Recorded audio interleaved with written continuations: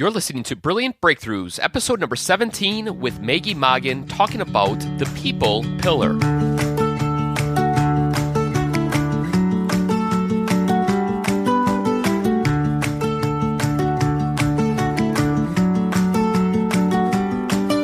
Well, hello, small business owners.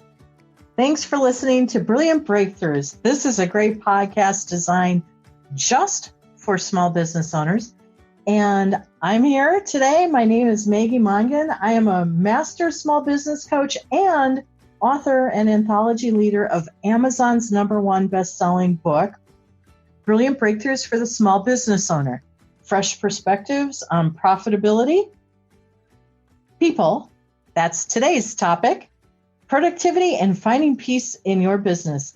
It was released in November 2018, and why I share this is it is the first volume in an annual series. So what we're talking about today is stuff that is really important to your small business. And guess what? We're coming out with this on an annual series to coincide with National Entrepreneurs Month. Why are we doing that? We're doing it because we've learned that small business owners are definitely underserved in the marketplace, and we want to change that because you deserve much more than what the marketplace is offering you. So thank you for helping us become a #1 best-selling author in small business and entrepreneurship. We're here to serve you. That's why we created the book and an app, as well as this podcast, all to support you. And there's been some of you that have been asking us questions about the 4 performance pillars that we introduce at the beginning of the book in the introduction, as well as how we organize different topics of small business. So we're going to go ahead and dive into the 4 performance pillars. I'm going to give you a quick overview of how they help you out for business, as well as today we're going to do a deep dive into performance pillar number 2, which is people. So if you're ready, hang tight because here we go.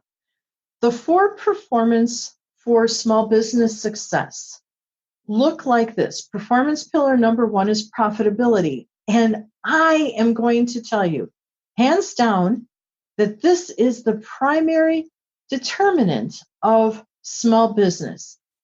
If your business is profitable, it is considered a successful business. It doesn't matter what we think or feel or want to believe. That's the cold hard fact.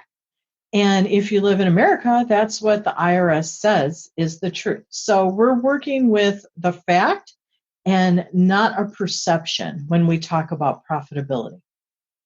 And it matters to you because without you having a profitable business, you cannot serve. So we need to make sure that we discuss that topic. And we train on topics around profitability like financials, product development, sales, marketing, operations, business models, even your business's purpose, vision, and mission for alignment. Anything that's related to profit. And I know some of you are saying, well, geez, that could be everything. It could be, but wait to hear how we break out the model a little more. Performance pillar number 2 is people, today's hot topic. And people are what makes the world go round and your business too. So when we come to talking about people, there's a lot of different things that we train on, even though we're going to talk about something different today. We train on effective networking, social media, team development, employees, your business's ideal customers, about business allies, even your customer experience. Anything that's related to people shows up under this performance pillar. And we're going to take a deep dive into one of those sectors of the performance pillar number 2 today. Performance pillar number 3, very simply, is productivity. Productivity practices, oh my gosh, they can make or break a business. And simplifying your activities may be easier than what you're making it out to be. And we talk about things on productivity that are like both low and high tech.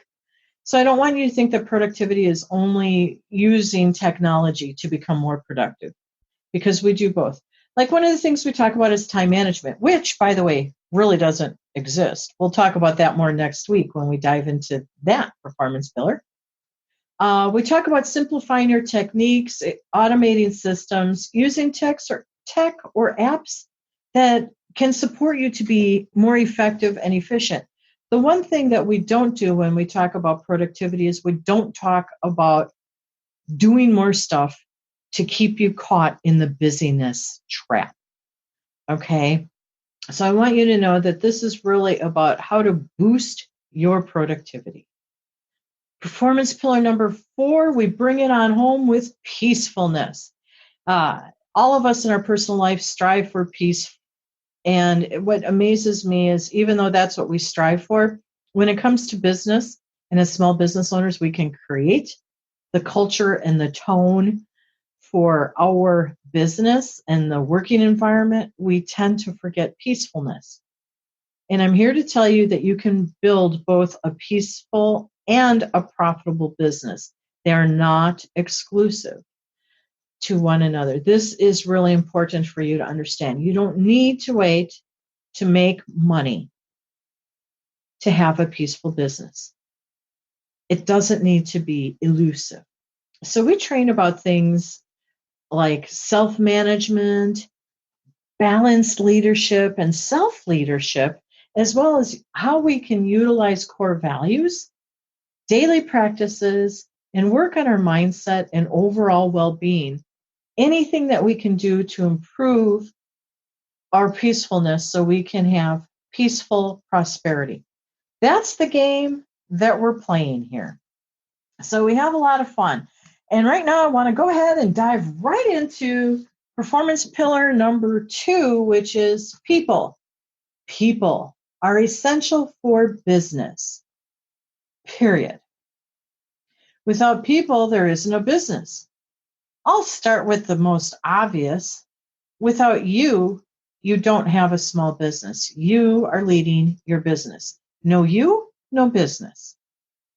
Okay, now that's a little cheeky, and I know that. I'm going to own it. Okay, no problem with that.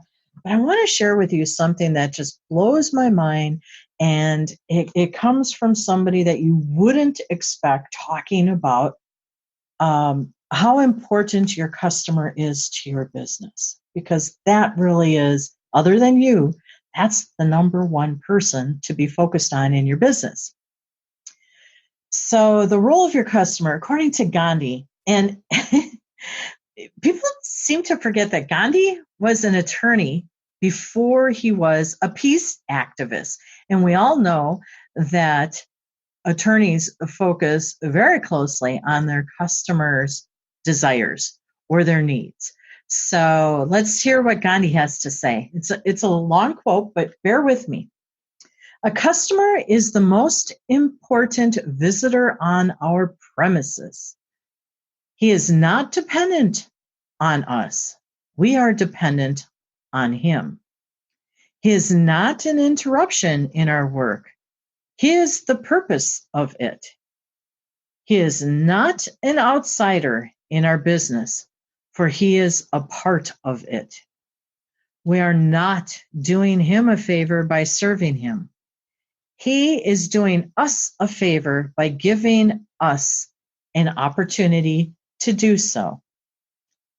Direct quote from Mahatma Gandhi. Okay, now think about that, because I love this. People provide us an opportunity to serve them. Do you think that's true too? I do. I've been doing this for 15 years, and I've come to know that to be true for me and all of my clients. So I'm imagining that it's true for you. So the most important person other than us in our business is our customer. It's sort of funny though, because if the number one role is customer, it seems like there's a disconnect, because I hear a lot of small business owners complaining about all the work that they have to do, the support activities to perfect their customers' experience. Everything from the attraction to serving them, to delivering, to the bookkeeping. I can go on and on and on. And if they're the number one reason why we exist, they are the purpose, Gandhi says. They depend on us. They are the purpose of our business.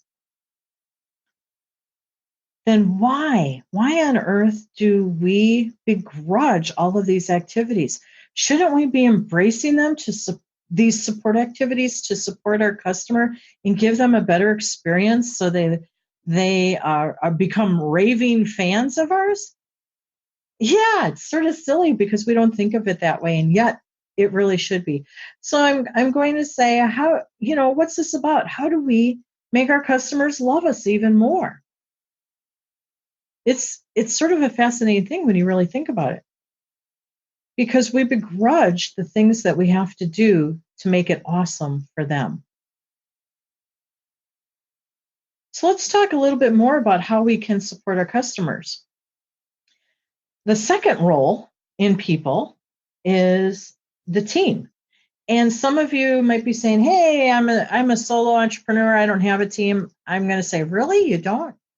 You do every single thing yourself. You do all of your own shipping. You deliver everything because you don't have a postal service, UPS, anything like that. You create all of your own products and services. You create your own software. I mean, just let's think about this for a moment. Even solo entrepreneurs have a team, whether it's in-house or it's external. In-house teams are really easy to understand. They're your staff, and they come in many different shapes and sizes, and they might be part-time, or they might be full-time, or you might have a mix, or even a virtual assistant. But guess what? If you have a remote virtual assistant, they too are part of your team. Your team is you and them. Okay, or you and your web person, or you and your vendor or supplier for whatever it is that you're doing, your software, your internet service. Oh my gosh, where you get your paper from. I don't know too many businesses that are totally digitized. So we buy our paper from somewhere. I know we do. But let's talk about this a little bit more, because whether you have an external team or an in-house team, everybody needs to know what they need to do for the business to be successful, profitable. Everybody has a different part in the process. And if you're not communicating with them effectively as to what it is that they need to be doing, they will not be able to show up and serve you and your business well. One of the easiest ways that this can be done is by you creating an oversimplified job description for everyone on your team. And that includes you, by the way. That's another conversation for another day. But job descriptions, just think about it. What are the 3 main things that you need this person to be doing for you all the time? And if you just work on the 3 major tasks that they need to be covering, I'm sure they're going to tell you more of what needs to be covered, and that's fine. But come up with 3, because then at least you know that your communicated expectations are being fulfilled. And if they're not, you need to find somebody who can fulfill them. So whether you have internal or external teams, get some simple job descriptions in place. You'll be glad that you did. The third role in your business is networking hubs. Networking hubs rock. Oh my gosh, these are so fun. And yet for some people, it's really, really difficult to start. But I'm going to give you a tip here.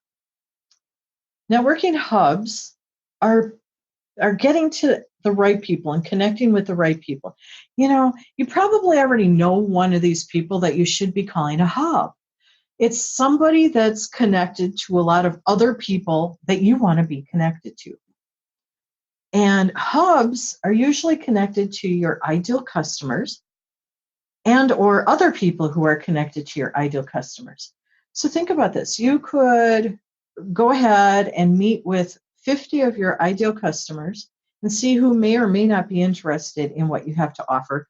Or you could meet up with 5 hubs, build relationship with them, become mutually referring, reciprocating for one another, and have them take your message out to their network and share with their network what it is that you do, how you do it, why you do it, and why they should be connecting with you.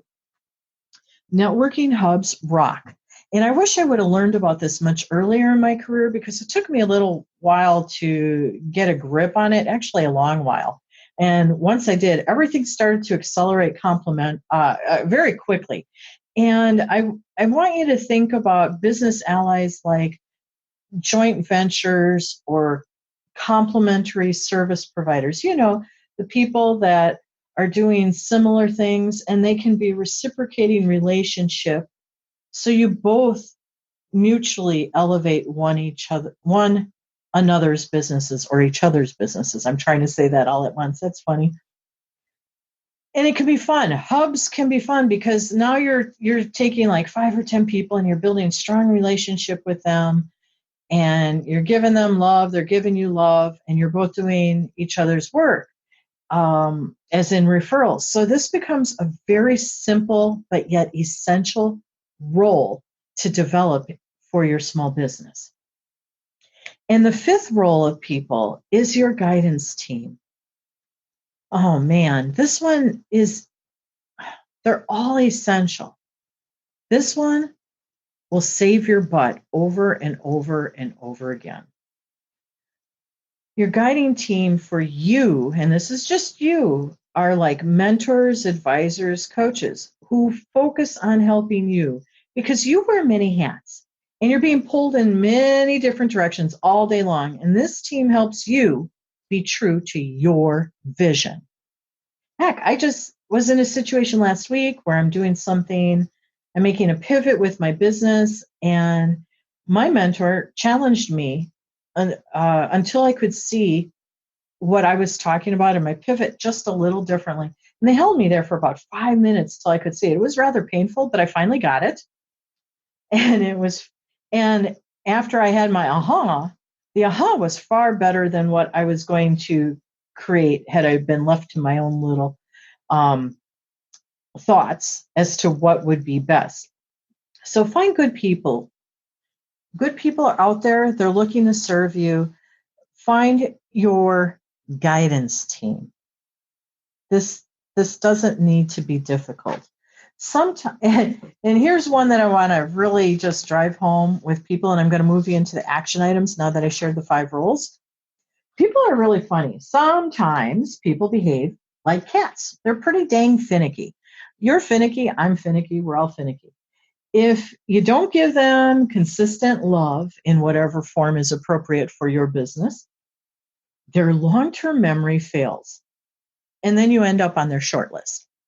Okay, you know how this goes. Yeah, you have that short list too. We all have one because there's a lot going on. So I've created an action item, 5-step action item for you to work through when developing your performance pillar of people in these 5 roles. So for these 5 roles, and that is number 1, customer, number 2, team, number 3, networking hubs, 4, business allies, and 5 is your guidance team. It's going to be beneficial for you to go ahead and review which one of these are strong and not so strong, and do a 0 to 5, like 0 being nada and 5 being, man, I'm rocking it in this area. And it's okay because things change. So by taking a moment of reflecting where you've been over the past year or even the last 6 months will help you considerably, because things shift and you might have been rocking it last year and this year not so much. I know where I have a weak spot in my people development for my business over what I've done the last year. So I need to be fixing that. All right. And then I want you to be thinking about, how do you want them and you to show up in these relationships, which sort of ties into the next one. And this is where it all comes together, is in this 3rd point. What benefit would you like to gain by developing each one of these 5 roles a little further for your business? So when we first look at it, we're saying, hey, let's review and figure out where our strengths are. And then the second point is, how do we want to show up and how do we want them to show up? And then the third one is, what is the benefit we really want to gain? Fourth step is pick one person to connect with in each one of these 5 roles. Make it happen this week, the week that you're listening to this podcast. Give yourself 7 days to make that happen. And then the 5th step, you're going to love this. It's really simple. It's build out a plan to do this again next week. You don't have to reassess everything. You already did that, but pick a person in each one of those 5 categories, get them on your schedule and a quick note as to what you want to talk to them about. If you do this, you will be able to build your business very quickly. Now, I want to share with you in the book, Brilliant Breakthroughs for the Small Business Owner, we have 3 chapters that are dedicated to people. And chapter number 4 is the first one. It's your headshot may be a turnoff and how to turn it on.